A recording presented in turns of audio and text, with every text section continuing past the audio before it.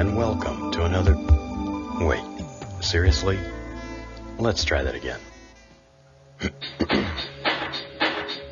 Hello, and welcome to another exciting segment of the ChatterBox with Crickette, your lifestyle and entertainment talk radio from the heart of the Southwest. And now, here's your lovely and charming host, Crickette Gill. Well, hello, everyone, and welcome to the ChatterBox with Crickette. That is me, your host, Crickette Gill. And on the line with me, I should have my co-host, the ubiquitous Biker Mike. Are you there, Biker Mike? That's all right, folks. Listen to this. This morning, I was on my way into the studio, getting ready to grab my morning cup of coffee, slipped down the stairs, and broke my ankle. So I'm actually talking to you live from a hospital bed at Chandler Regional Hospital this morning. But the show must go on. To substitute today for me, I have the wonderful comedy diva, Miss Danielle Williams. Danielle, you there? I am here. How Hi, are you darling. feeling? Thank you so much for covering for me this morning. No problem. I tell you, I've never broken a bone in my life, Ouch. and I wait all this time to break one, and it's pretty gnarly. Oh, you've got to take some battle wound pictures and put them on Facebook. Oh, you know, I don't even want to look at it. I told the paramedics to cover it up in the ambulance. I didn't even want to see it. Don't tell me what it looks like. Nothing. But, yeah, once I get a little braver, maybe I'll take some battle photos for you. Yeah, I am cringing for you. That is no fun. No way to start your weekend, that's for sure. No, not at all. I'm not looking forward to the crutches or the whole shebang, but that's all right. But I was really excited to talk to our guest today. There's a new docu-comedy that just came out, I believe, on September 24th, and it's called The Muslims Are Coming. I got a chance to watch it last night. It was hilarious. I really enjoyed it, but it wasn't overly comedy. You know, it wasn't like it was nothing but jokes and giggles the entire time. They really had a strong message, and you could tell that they believed in the mission that they embarked upon when they were filming this. So I'm very excited to have them on the show. And due to the fact that, of course, you know, I'm on a morphine drip right now and in severe pain, I'm going to get the ball rolling and bring them on to the show. So on the line with us, we should have Negin Farsad and Dean Obeidallah, and they are both they're co-directors and co-producers, and also some very, very funny and talented comedians for The Muslims Are Coming. Dean, Negin, are you there? I think we're getting some reception with the phone, so it's not actually coming through right now. I'm just waiting. Oh, okay. Well, that's no problem. So we can talk a little bit about the film, and just let me know when they do get on the line. Yeah, okay? Tell me a little bit more about it. It sounds interesting. Well, they actually went on a tour across the country, and it appears to me like they went to the Bible Belt.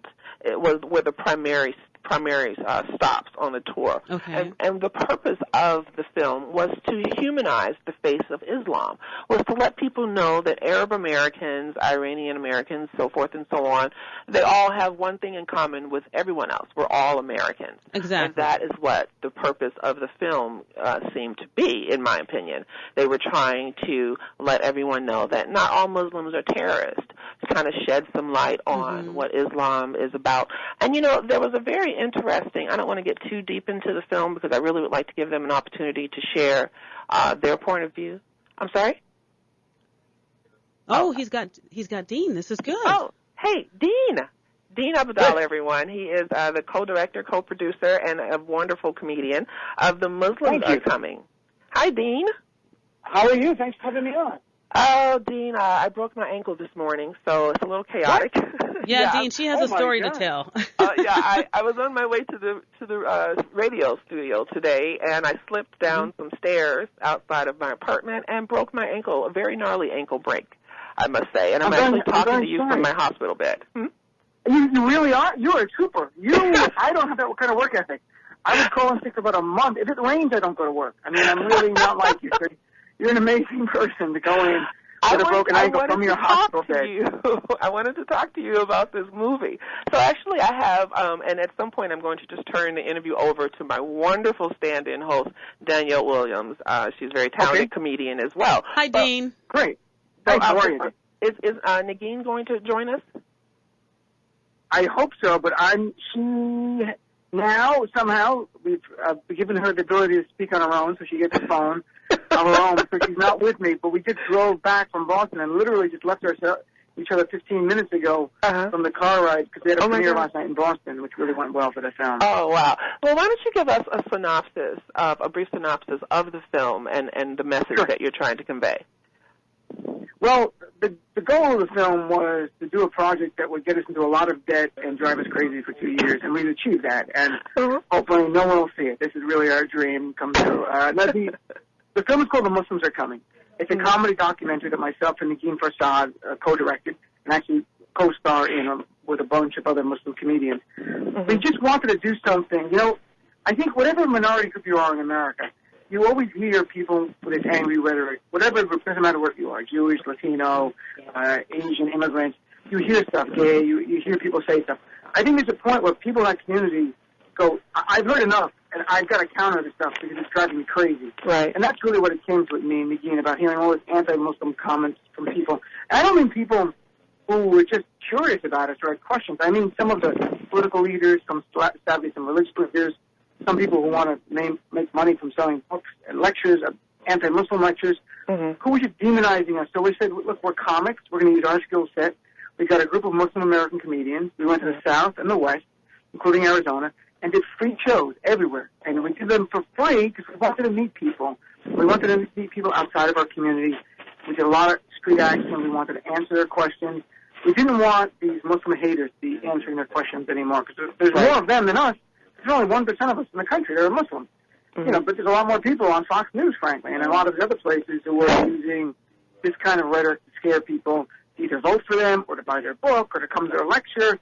And it's all BS. I mean, it's the same crap we saw years ago in America with anti-Semitism and anti-Catholicism. It's just now it happens to be on. Well, I mean, you can't just look at a person and identify them as a Muslim most of the time anyway. No. So, right. So I like this documentary and the fact that it tried to humanize the face of Islam, and I thought that was very ingenious. That was a very good thing to do. And I apologize for stuttering. They're inserting some kind of air thing or something in my nose, and I am on morphine. I can't believe you're still doing. You're amazing. I know, she's crazy. You should be governor or something. I'm sorry, but hey, that's how it goes. Wow. I did have a quick question for you, Dean. Why was now the time to do this and not 5 years ago? You know, because actually there was a lull in a lot of this anti-Muslim rhetoric that was going on. In fact, hate crimes against Muslims had dropped in mid-2000s to historically low levels. In 2010, they shot up, and we talk about it in the movie, because the movie's a comedy doc, but there's some substantive, serious moments as well. And we have someone from the Southern Poverty Law Center talk about the spike in hate crimes in 2010 against Muslims. And that really surrounded the anti-Muslim protests with the Ground Zero Mosque down here in Manhattan where I live, and also accusations that President Obama is a Muslim. And still to this day, there was a poll just last year showing people, Republicans in Alabama and Mississippi, over 50% think he's Muslim, not because they love Muslims, because they hate him. And you can call somebody a Muslim. That's okay to say that word. You can't say another word that you might really want to say, frankly. So you can call a guy a Muslim, and it's okay to demonize that person as an other. So it was a combination of those two factors, and we do talk about that in the film, where we just felt like something has to be done, because if not, it gets institutionalized. People just accept Muslims are bad, and then they get less rights as Americans based on their faith, which is really horrifically anti-American. And so, I mean, the film is about freedom of religion. You happen to be Muslim, but it's really about freedom of religion for all when you really get to the core of the film. Hey, Dean, I have a question for you. This is Danielle. No. Okay. All right, go ahead. Do you think this might be a new surge or a new opportunity for it to be a platform for others to maybe see what you have done and start saying, well, maybe we can do maybe a smaller film or even short sort of like films that they put on YouTube or something to kind of like bring awareness little by little so more people will be infiltrated with it so they won't look at Muslims in a certain way or they'll have a more open mind? Do you think this might be the start of a sort of a creative venture to get more information out there? I would be ecstatic if it inspired anyone to do anything. But don't get me wrong, there are a lot of people in the American Muslim community who are out there doing arts, they're doing lectures. We have 2 Muslim American congressmen now, Keith Ellison and Andre Carson.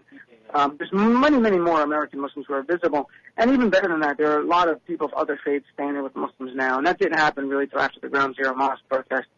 And I think other good people of other faiths saw this rhetoric that they couldn't believe, demonizing Muslims, and so now there's been a lot more interfaith work the last 3 years. So I'm much more optimistic, and from the tour, we thought we'd find so much more hate, and we found so many good people of all different backgrounds.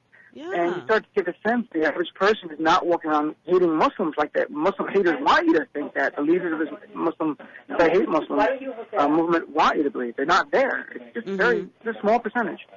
And that's what I gathered as well. In the film, there were opportunities for people to go out and interact with you all, like on the street, like a man on the street type of thing. Right, and the segment where it was Hug a Muslim, I thought was wonderful. Well, we're going to have to talk some more about it because we're going to take a break, it looks like. All right, we'll be right back with the ChatterBox with Crickette.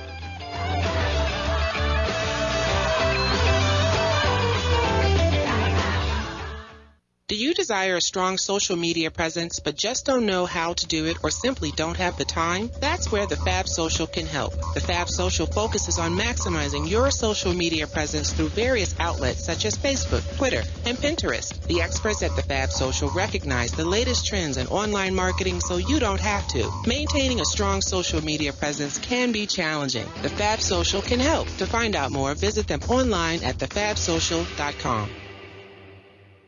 Looking for a way to showcase your talent? Do you have a unique look that is unlike any other? Empire Talent and Models, Arizona's premier licensed talent and modeling agency, is looking for you. Voted Best in the Valley for both 2011 and 2012, Empire Talent and Models offers representation for all types and levels of experience. To learn more, visit them online at empiretalentandmodels.com or call 480-778-1919. Hi, Crickette here, and I want to share a story with you about my beloved cat, Aries. Aries was in the middle of a transition from being an indoor-outdoor cat to a strictly indoor cat. And let me tell you, he wasn't taking it very well at all. He would whine loudly and meow to go outside every single evening. That's when I finally decided to call on animal energy healer Lisa Alstelder. The process was simple. We just answered a few questions, set up an appointment, and Aries received his first energy healing session with Lisa within 48 hours. It was a wonderful experience, not only for Aries, but for the entire family. That same night, he was so much calmer. I am bowled over at how at peace he is now. Words really can't express how grateful I am for Lisa's help. If your furry friend is stressed or in pain, an energy healing session with Lisa Alstelder is the way to go.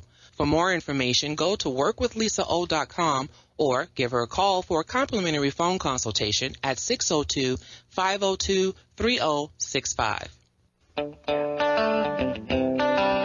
And welcome back to the ChatterBox with Crickette. I am your host, Crickette Gill, and in the studio, kind of making sure we don't crash into a couple of icebergs along the way, is my wonderful substitute host, Miss Danielle Williams. Again, I'm here for you, girl. For coming to the rescue. Well, I just wanted to be here as your buffer, just in case something happens, you know. Yeah, They're well, drawing I've got blood. like 5 people in my hospital room here, so I am going to have to disconnect this call in a minute or two. But we are chatting with Dean Obeidallah. He is the co-producer, co-director, and comedian for a new docu-comedy titled The Muslims Are Coming. And I got a chance to watch it last night, and it was a wonderful experience. I'm actually going to watch it again tonight because I'm sure I'll be laid up on the couch in crutches. Nothing helps you heal like watching Muslims, I'll tell you. The Muslims have a healing power. Most people don't know that. That's why they should go to iTunes and Amazon and download it. It's available now, and it'll heal you of all your woes, I hope. At least your last time, I can tell you that. I was able to rent it from Amazon.com, so that was a pretty good deal. And I'm glad I did that. Yeah. $29. So I just had a quick question for you before I'm going to let you go and then let Danielle take over the rest of the show for me because I have to do some irrigation and some other things. I don't know. Oh, my gosh. I hope you're all right. What did you learn from this experience? What did you take away from it?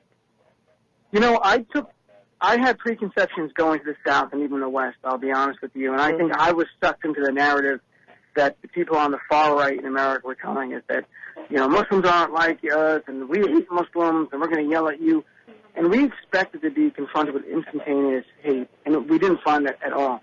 Wow. And if we actually looked for it, I mean, we did things where we didn't tell people our heritage. I look like a white guy.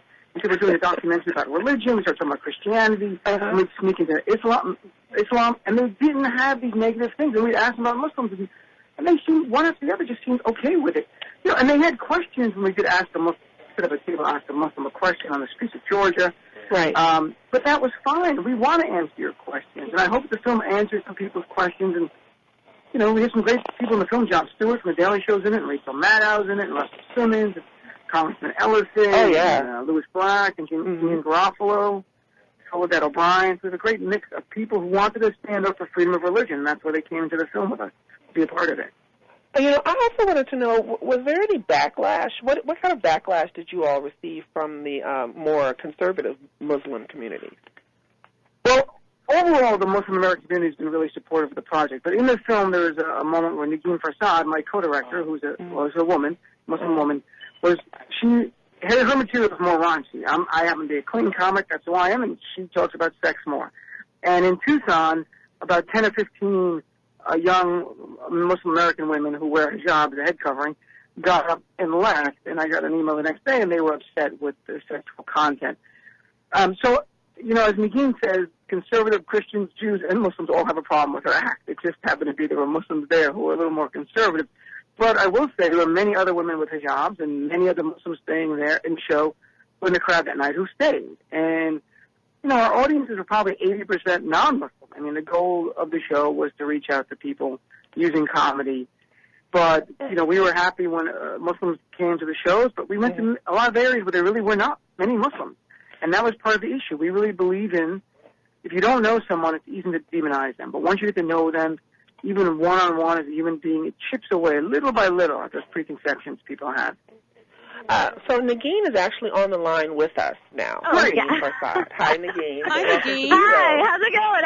I'm sorry. I was on another press call, but sorry to miss the beginning of this interview. No, I'm glad you're here. I did want to jump in on that and say that, you know, in general, it's like, I think that, you know, hostility towards women is just really common in every culture. And so the kind of reaction that I got in Tucson, which was really painful, I'm not going to lie. Like, if you've never experienced people walk out on your set because of the, you know, and it's not because they didn't think it was funny, it's just they thought that it was, you know, shameful.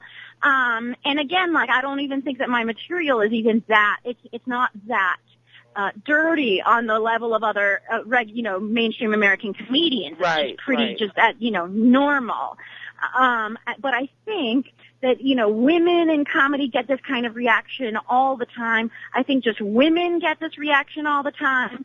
And so it's very, very easy. Jeanine Garofalo says it best in the movie. She says, you know, it's very easy to marshal cultural hostility towards women. And so we see that kind of in lots of different things. And I think the fact that it happens in this movie is not that surprising. And you know, and Dean has it right. It's going to happen with conservative groups, members of any religion, and it's going to happen with conservative groups of any ethnicity, because it's just more culturally accepted, right. And it's also just more culturally accepted to be, you know, that way towards women, and that's something we also need to work on, and it's something, you know, we try to address in the film that's really important to us. Negin, I have a question for you. Hi, this is Danielle, and I'm actually just sitting by just in case, you know, Crickette can't make it. I don't know if you know what happened to Crickette today. She had a little bit of an accident. She actually hurt herself, and she broke her ankle this morning. So she's calling from the hospital bed. So I'm in the studio just filling in case something happens and she has to get off the phone. So oh no, okay, I know. Wow. But I just had a question, because I understand you guys showed this film in the South and some of the southern states. Was there each state and each place you went to, was there more of a stronger reaction with, like, being opposed to it in certain states more than other states? That's a good question. I mean, we haven't shown the film in very many southern states. We've shown it in Texas and at the Austin Film Festival, where we actually won the audience award. So the audience there was actually really, really supportive of the movie, to the level of, like, it was ridiculous. Oh, that's good. We were like, come on, guys, like, let's be reasonable. But they were really great about it. I think in terms of, you know, the tour itself, we were really, you know, look, we had a couple of bad shows in some of the southern states. Like, we you know, I wouldn't necessarily rush back to Columbus, Georgia to do a show. And it's not even because the audience was bad. It's just that there was no real audience there. Okay. And so so we had a couple of instances like that. I think what's interesting about a lot of the places we went, is that people were really friendly. People opened up, and I think that has that has a lot to do with, there's kind of like the Southern hospitality, the Southern charm, and all of that stuff is, I think, culturally, it's bred into the culture. You got to be nice. You got to be welcoming to people. Mm-hmm. But the other aspect of it, I think, is that our approach was to go out there and make people feel comfortable. Right. When we set up an Ask a Muslim booth in the middle of a town square, we were also handing out candy, and people and croissants and stuff and we wanted to create an environment in which people felt like they could ask us any question and that we were welcoming towards them rather than looking, for who's the bad guy. No one was the bad guy, and everyone was in on the joke. And I think if you go out there with the approach of I'm going to find people and make them look dumb, you'll find people to make look stupid. Right. But that wasn't what we wanted to do. We really wanted to meet people and have real conversations. And I think if you go in it with a good heart, you might get that in return. Well, I have sort of Hey, Danielle, just yes. a second. I'm going to go ahead and thanks, Dean and Negin, for joining us. I'm going to go ahead and hang up and let Danielle close everything out. Time to start setting Good luck with everything. I hope you feel better. All right, guys. You have a great day. Thanks I for feel being better. And I'll talk to you all later, okay? Bye, Cricket. Bye, Cricket. Bye. Poor thing. Well, I just had a quick question. I just wanted to know, since you guys are comedians, did you, how long have you been doing comedy and stand-up, and did you have to change a little bit of maybe your approach because you're not doing your stand-up, you're doing a movie, a docu-comedy? You mean right now, or do you mean when we're doing the actual tour itself? Yeah, when you're actually doing the tour, and you're like, because you guys have been doing stand-up, I want to know, how long have you guys been doing comedy in general? A long and then, time. when you did 15, 16 years. Okay. Stand-up comedy. And then when you do a movie, do you have to sort of change your approach when you're doing maybe like the jokes or the type of writing you're doing because it's a different format? Not really, because the beauty of a filming in all different locations, we can do anything we want. And ultimately in the film, we pick the jokes that work the best on the subject matters we're trying to touch on at that point. So in the actual live act, you're just doing your best jokes or jokes that you think might play for that audience a little bit better, or regional jokes. But we didn't have to tweak it because we filmed the entire show, hour-and-a-half show. We did everywhere for free. Yeah. And then come back to the studio, the edit room, and go through everything like, this joke makes the most sense here, that, there. So from the response that you guys are getting, are you thinking about maybe doing another one? Well, this is actually my third film. So I've punished myself plenty of times with the docu-comedy genre. But I would have to add that the thing with this movie, it's not a concert film. So it's not just like you're going to go in and see stand up. You're going to go in and see 25% stand up, and then you're going to see a bunch of interaction with the audience. You're going to see a bunch of celebrities talking about issues, and they're hilarious. You're going to see us in dirty and disgusting motel rooms. Okay, these are, we're telling a story. And so in that sense, it's a real documentary. So the stand up, actually doing the stand up and editing the stand up was really the easy part, because that's almost kind of scripted. We know what everyone's set is, and we can see what works and what doesn't, and pick and choose and use the right scenes for the right town and all of that stuff, and for the right point in the movie.